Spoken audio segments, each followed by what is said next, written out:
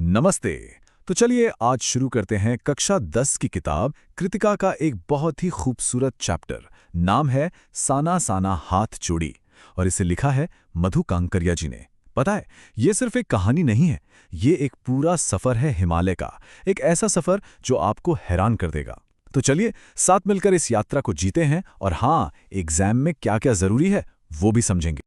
अच्छा, तो हमारे इस पूरे सफर का रोड मैप कुछ ऐसा रहेगा। हम इसे 6 हिस्सों में देखेंगे। कहानी शुरू होगी गैंगटॉक की चमचमाती रात से और खत्म होगी उन बर्फीली चोटियों पर जहां जिंदगी की कुछ सबसे गहरी बातें समझ आती हैं। तो फिर देर किस बात की, शुरू करते हैं। तो हमारी कहानी का पहला पड़ाव है गैंगटॉक। लेखिका ने इस शहर को एक बहुत ही प्यारा नाम दिया है, मेहनतकश बादशाहों का शहर।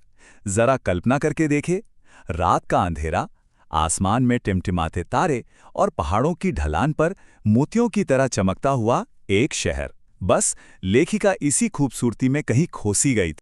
अब देखिए, इस चैप्टर का नाम यहीं से आया है। सफर की शुरुआत में ही लेखिका एक नेपाली लड़की से एक प्रार्थना सीखती हैं, साना साना हाथ जोड़ी। इसका मतलब है छोटे छोटे हाथ जोड़कर मैं प्रार्थना करती हूं कि मेरी पूरी जिंदगी अच्छाइयों को समर्पित हो। कितनी सुंदर बात है ना। और यही लाइन, यही प्रार्थना इस पूरे ट्रैवलॉग की आत्मा बन जाती है। इसको अच्छे से याद रखिएगा, एग्जाम के लिए बहुत जरूरी है। तो गैंगटॉक की वो जादुई रात अब पीछे छूट चुकी है। अब लेखिका निकल पड़ी है युमथांग की तरफ, जो वहां से करीब 149 किलोमीटर दूर है। और जानते हैं, असली सफर तो अब शुरू होगा, जहां उन्हें सिक्किम का अनोखा कल्चर और लोगों की अटूट आस्था देखने को मिलेगी। यहाँ एक बहुत ही मजेदार और इम्पॉर्टेंट बात पता चलती है। उनके गाइड जितेन नार्गे उन्हें 2 तरह की बौद्ध पताकाओं यानी झंडों के बारे में बताते हैं। देखिए, जो सफेद झंडे होते हैं वो शांति और शोक के लिए लगाए जाते हैं, और जो रंगीन झंडे हैं वो किसी भी अच्छे काम या त्योहार की शुरुआत में। इन दोनों के बीच का फर्क अक्सर एग्जाम में पूछ लिया जाता है, तो इस पर थोड़ा ध्यान दीजिए। थोड़ा और आगे जाने पर लेखिका को एक प्रेयर व्हील दिखता है, जिसे धर्म चक्र भी कहते हैं। लोग मानते हैं कि इसे घुमाने से सारे पाप धुल जाते हैं। और ये देखकर लेखिका सोचने लगती हैं कि यार, साइंस कितनी भी आगे बढ़ जाए, लेकिन हम पूरे भारत के लोगों की आस्था, पाप पुण्य की सोच, ये सब कितना मिलता जुलता है। चलिए, अब हमारा सफर उस हिस्से में पहुंच रहा है जहां हिमालय का वो विशाल रूप सामने आता है, जो हर पल अपना रंग बदलता है और देखने वाले को बस हैरान कर देता है। तैयार हैं उस जादू को महसूस करने के लिए? यहां आकर लेखिका की नजर पड़ती है तीस्ता नदी पर और फिर 7 सिस्टर्स वाटरफॉल पर, और वो सब कुछ भूल जाती हैं।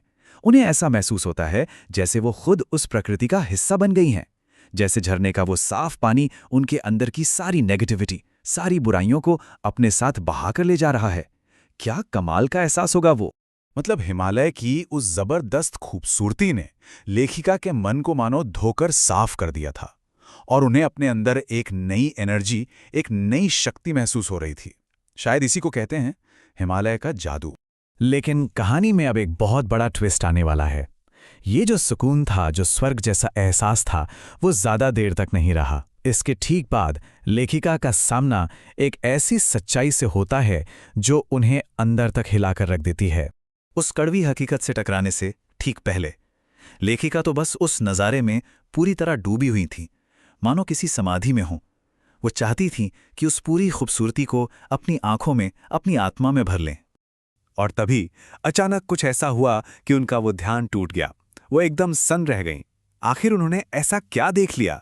सोचिए जरा, स्वर्ग से भी सुंदर उन वादियों में आखिर ऐसा क्या हो सकता था जिसने लेखिका के मन के उस गहरे सुकून को एक ही झटके में तोड़ दिया। उन्होंने देखा कि कुछ पहाड़ी औरतें सड़क बनाने के लिए पत्थर तोड़ रही हैं। उनकी पीठ पर उनके छोटे छोटे बच्चे बंधे हुए हैं और नाजुक हाथों में कुदाल और हथौड़े हैं। बस यही वो सीन था जो इस चैप्टर की सबसे बड़ी सच्चाई को सामने लाता है। एक तरफ कुदरत की बेमिसाल खूबसूरती और दूसरी तरफ जिंदा रहने के लिए इंसान का इतना मुश्किल संघर्ष। और वहीं पास में बॉर्डर रोड्स ऑर्गेनाइजेशन यानी बीआरओ का एक बोर्ड भी लगा था, जिस पर लिखा था कि क्या आपने कभी सोचा है कि इन रास्तों को बनाने वालों ने मौत को भी झुठलाया है। ये लाइन वहां से गुजरने वाले हर टूरिस्ट को याद दिलाती है कि जिन खूबसूरत रास्तों पर गाड़ियां दौड़ रही हैं, उन्हें बनाने में न जाने कितने लोगों ने अपनी जान की बाजी लगा दी है। जिंदगी के इस कठोर सच्चाई को देखने के बाद अब हमारा सफर अपने सबसे खूबसूरत डेस्टिनेशन की तरफ बढ़ता है, एक ऐसी जगह जिसका नाम है कटाओ।